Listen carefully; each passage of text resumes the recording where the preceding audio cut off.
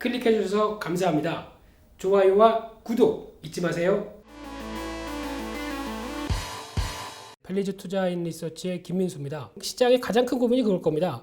여러 가지 데이터들 많고 여러 가지 시장 분위기 좀 다양하게 또 변동성도 크게 움직이는데 과연 내가 여기서 뭘 보고 그리고 어떻게 투자해야 될 것인가, 이런 어떤 광활한 대지 위에서 혼자 떨어진 기분이 아니라 이 지금 이막스와 함께 뭔가 하나씩 줍줍하는 그런 느낌으로 풍성하게 만들 수 있는 이런 어떤 프로그램이 될 수 있도록 조금씩 한 발씩 나가면서 다양한 정보들을 또 귀에 쏙쏙 들어올 수 있게 귀 좀 열어주시죠. 거기다 제가 쑥쑥 들어가게 그렇게 말씀드리도록 하겠습니다. 제가 오늘 고른 숫자는 50입니다. 영어로는 50, 그리고 중국어로는 묻지 마십시오. 네, 모릅니다. 네, 그러다 보니까 지금 이제 왜 50을 정했느냐라고 봤었을 때 일단 크게 두 가지로 접근을 하고 싶은데요. 가장 첫 번째는 2020년도도 벌써 50%가 지났습니다. 코로나19 사태와 뭐 미중 간의 무역 분쟁 어쩌고 저쩌고 하면서 훅 지나간 이 6개월 동안 과연 여러분께서는 계좌는 안녕하십니까? 이게 제가 드리고 싶은 첫 번째 얘기고요. 요즘 보다 보니까 주식 투자 얘기하시는 분들이 상당히 많죠. 저도 한 뭐 20년 넘게 이쪽에서 발을 담그고 생활하다 보니까 사람들이 주식 투자에 대해서 얘기하고 관심도가 얼마만큼 있구나, 이런 것들을 이제 직간접적으로 많이 느끼는데 그 관심을 좋은 쪽으로 유도를 시켜서 결론은 돈 버셔야 되겠죠. 여러분 지금 이 시간을 투자하셔서 이 지금 소중한 시간에 이 클릭하셔서 저와 함께 있는 이 시간도 돈 벌려고 하는 거 아닙니까?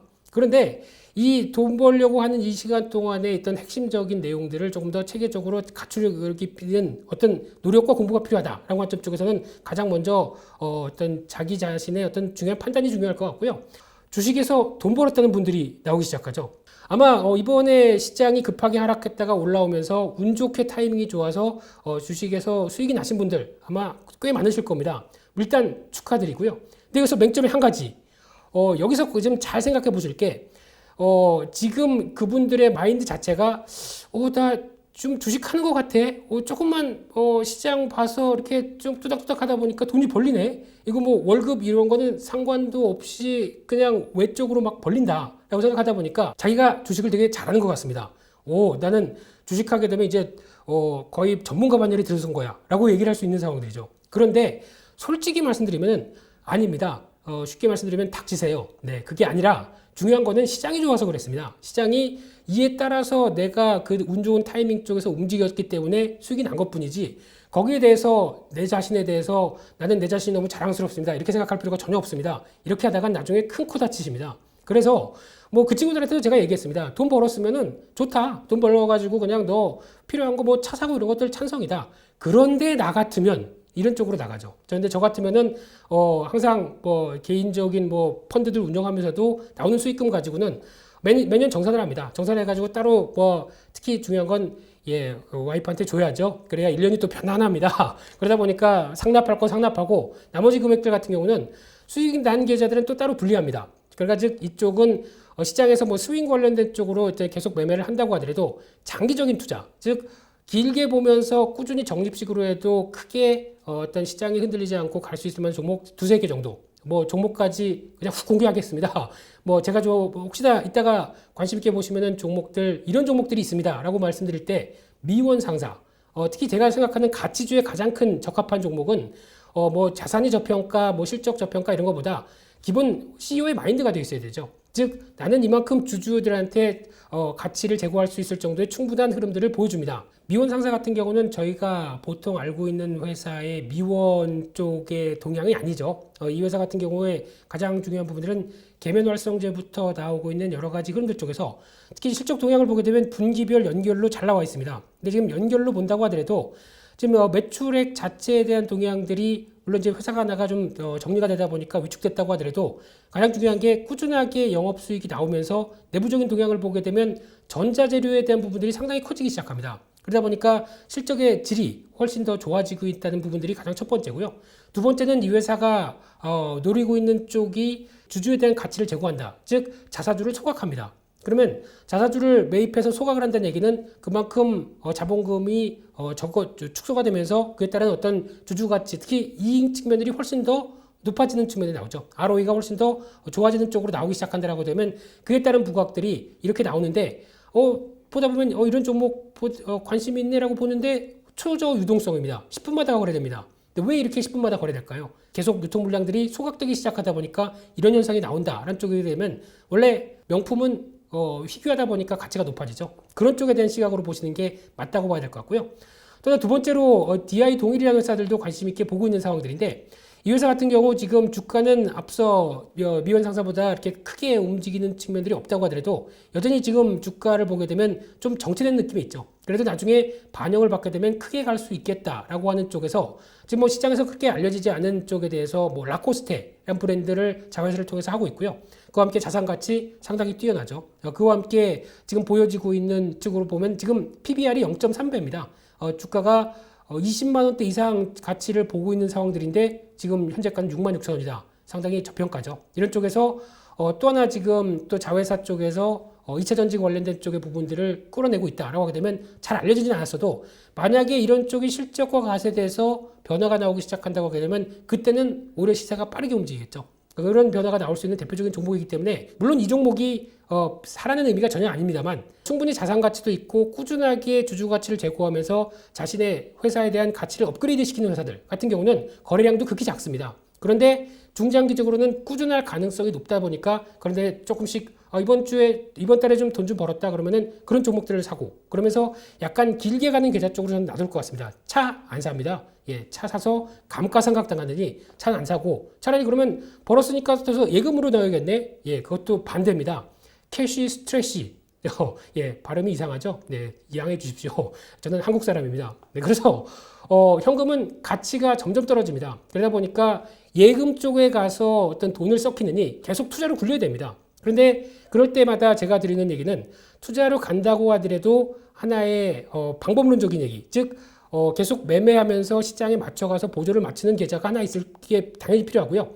중장기적으로 계속 모아가서 어떤 이 기업과 동행하겠다라고 하는 진정한 가치 투자만의 모습을 보여줄 수 있는 계좌, 이쪽도 같이 연결해 가는 게 가장 좋지 않을까라고 말씀드려 보고 싶고요. 그러다 보면 이제 결과는 나중에 또 나오겠죠.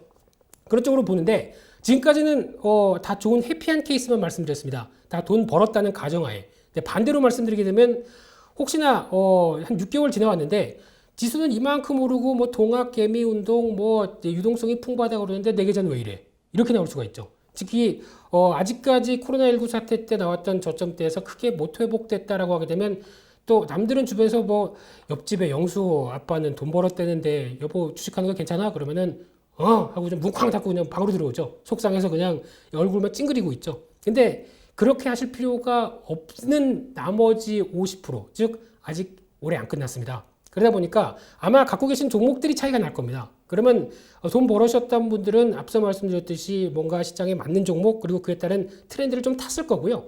아마 아니신 분들 같은 경우는 지금 저희가 보통 얘기하는 전통 제조업 정도, 그러니까 즉 특히 다 알고 있는 뭐 현대차 이런 거 충격 받았는데 일단 코로나19 좀 끝나가게 되면은 어떤 변화가 나오지 않을까라는 쪽에 들어갔다고 하더라도 조금 늦을 수 있겠죠. 근데 꼭 현대차가 아니라 이런 어떤 전통 제조업 관련된 쪽의 종목들은 아무래도 지표를 반영하다 보니까 늦겠죠. 그런 관점 쪽에서 이게 나 그럼 지금이라도 바꿔 타야 되는 거 아니야? 이 생각 먼저 들 거고요.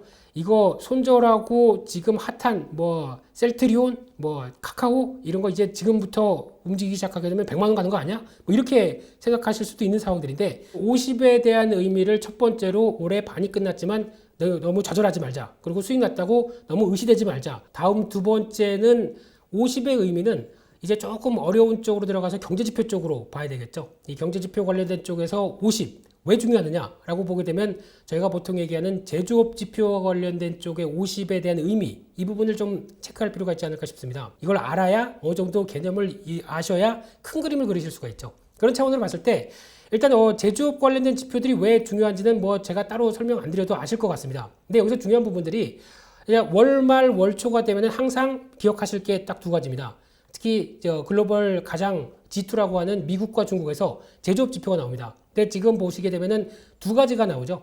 특히 제조업 지표, 그러니까 즉 산업과 관련된 쪽의 제조업 PMI 지표, 그리고 서비스업 지표, 이 두 가지가 각각 미국과 중국에서 나오는데 이 부분은 주식하시는 분들이라고 한다면은 꼭 챙겨주셔야 되겠죠. 그러다 보니까 챙기시되 일단 중국 쪽도 두 가지가 나옵니다. 보통 보게 되면은 제조업 PMI와 차이신 제조업 PMI 이런 식으로 차이신이 들어가죠. 그러니까 즉 어느 쪽을 봐야 되느냐라고 했었을 때 물론 중국 지표 믿을 수 있느냐라고 훅 들어오신다면은 제가 말을 못 하겠습니다. 전 중국 사람이 아니라 한국 사람이죠. 네, 근데 신뢰감은 좀 떨어지는 건 사실입니다. 네, 중국 정부에 좀 이게 작용하겠죠. 그런 상황에서 그래도 본다라고 하게 되면 차이신, 즉 중소기업 쪽이 좀 더 포함된 차이신 제조업 PMI가 조금 더 현실에 맞지 않느냐라는 관점 쪽으로 보셨으면 좋겠고요.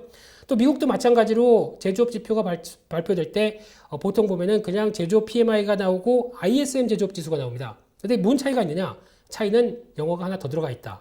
죄송합니다. 네. ISM 쪽은 이제 공급관리자협회 쪽에서 전통이 깊습니다. 거의 제가 알기로는 거의 뭐 100년 가까이 된 전통적인 기업부터 쭉 나오다 보니까 약간 좀 진부한 개념이 있죠. 그러니까 지금 전통 제조업 쪽을 좀 더 강화시킨 게 ISM 제조업 지표라고 보시면 되는데 제가 보기에는 그냥 합성 PMI, 즉 제조업 PMI와 구매자 관리협회에서 나오는 서비스 PMI를 보는 게 더 중요하다라고 보여지는데 여기서 이도 빼도 저것도 빼고 다 싫다. 하나씩만 보겠다라고 하게 되면 다 아시는 것처럼 중국은 딱 그것만 보셔야죠. 제조업 PMI만 보셔야 됩니다.